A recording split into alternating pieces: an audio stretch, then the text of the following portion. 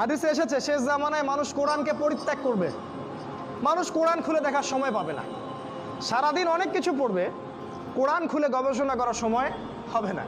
দেখেন আপনার বাসায় কোরআন পড়ে আছে, সেই যে বাপ মারা গেছে ওই দিন খুলছিলেন, এখনও ওই ঘরেই পড়ে আছে। দেখেন, মিথ্যা কথা বলি নাকি আমি?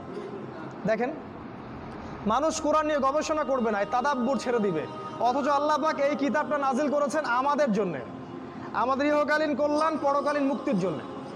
এমন কোনো বিষয় নাই যেটা আল্লাহ কোরআন এবং হাদিসে বলেন নাই।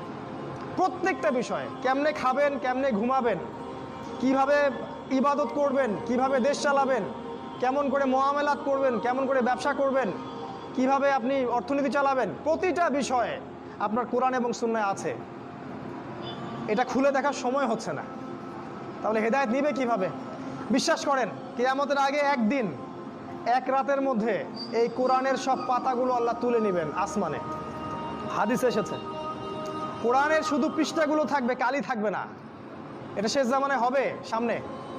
তিনি আরও বলেছেন যে এই কোরআন পরকালে হয় এই উম্মার পক্ষে সাক্ষী দিবে অথবা বিপক্ষে সাক্ষী দিবে। এই কোরআন কথা বলবে কাল কিয়ামতের মাঠে, বলবে যে আমাকে সে তেলাওয়াত করে নাই, আমাকে গবেষণা করে নাই।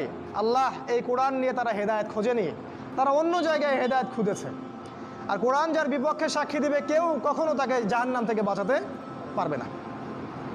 নবী যেটাই বলেছেন, আল কোরআন হুজ্জাতুন লাকা ওয়া আলাইক, কোরআন তোমার পক্ষে দলিল অথবা বিপক্ষে দলিল। দেখেন, এই কোরআনটা আল্লাহ পাক পাঠিয়েছেন আমাদের মুক্তির জন্যে।